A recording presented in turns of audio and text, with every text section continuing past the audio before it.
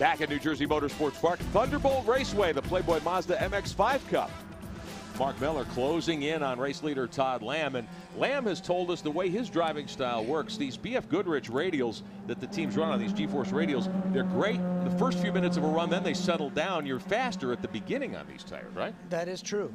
And I think that with road racing tires as opposed to oval tires, when you go out, they take a couple laps to get your fastest lap, 3, 4, whatever it is on the tire, and then they start to degrade after that, and you'll start to slow down. But then they kind of get to a plateau, and they will sit there. And from what I understand, the BFGs are absolutely great for the rest of the race once they stable off in that point.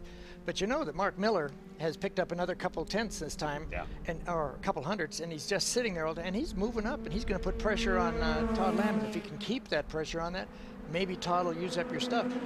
You know, it's actually harder to save the car from the lead than it is from second, because you get to sit there and watch what the other guy's doing, and he never knows what you're going to do. Move for the lead, going down into one. This is Miller in the white and orange car on the inside. Can't quite get it done. Lamb closes the door on him. Actually, if it was me, I would go out and do that a couple times to get him to go deep into corners to let him know I was there, and not really pass, because if you go past, unless you can pull away, which I don't think that's going to happen here, I think that it's tougher to lead. We'll see what happens as Todd Lamb continues to lead. Took the lead at the drop of the green from the pole. That's the blue and silver 84 car. But now Mark Miller. And Miller, a team engineer coming into the season, got a chance to drive this year, racing on behalf of the autism charities and trying to gain some attention, looking for a cure for autism. He's got an autistic child. This is a great battle here. A lot at stake for both of these drivers. Miller wants to stay in the series and stay in the seat all season.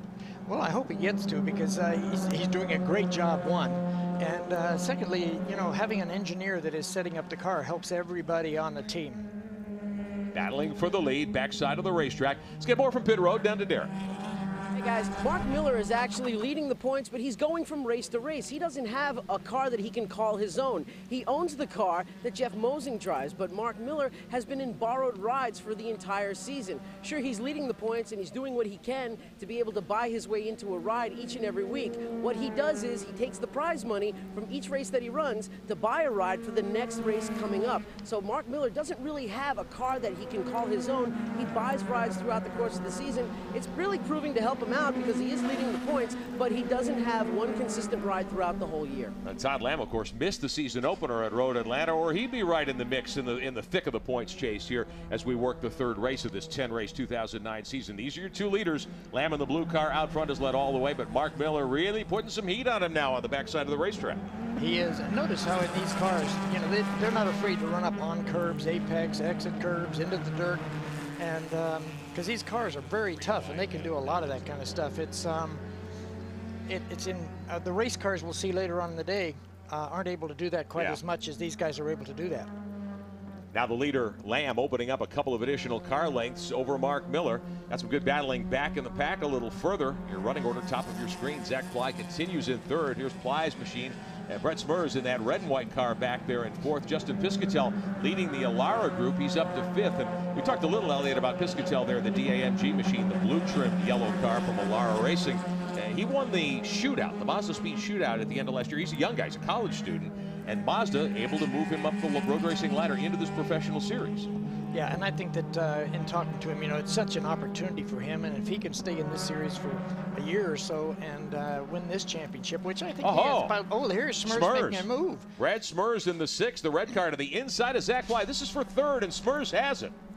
Well, I'll tell you what, if he hadn't kept putting himself back, he'd be right up with the leaders right now, because I'll tell you what, this guy has got a fast car, and he's doing a good job in it, except for a few little mistakes.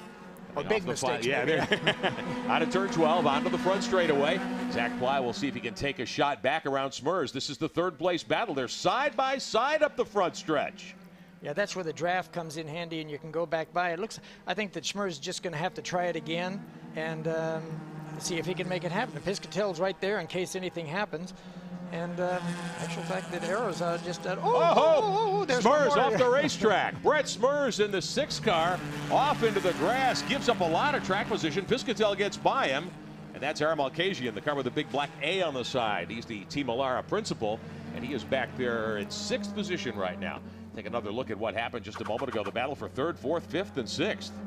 Oh, he got sideways early. That's kind of the same thing he did last time, where he got in, he's carrying too much speed and turning, and the back end steps out on him. He caught it. This time he didn't lose as much as last time, but man, he is driving so hard. He's having trouble staying on the track right now. So Zach Ply in that white, gray, and green machine moves back up to third. Fourth spot now belongs to Piscatel. Right there in the blue and yellow car, the DAMG 89. And Piscatel wants to take a look to the inside on Ply. It looks like he's got something for him. It's just a matter of where you can make the move. This is a tough place to make the move we're at right now, because you come into this tight decreasing radius corner and right back into a left after that, and it's tough. There's no room to go there, but you can get a good shot coming on the straight here, and that's what they're looking for now. But Schmers is sticking his nose right back in there.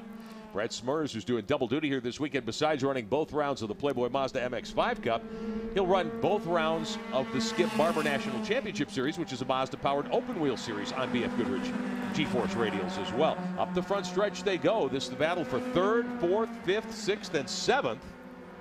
Maybe eighth back there, too. Looks like one of the Mark Jenkins car, back there in the Traxxas machine. Side by side, Piscatel under pressure here. Smers to the inside. Wow. Tough action. Take a look at the top five. Lamb and Miller, Zach Ply third, Piscatel and Smers. We'll be right back with more from New Jersey Motorsports Park.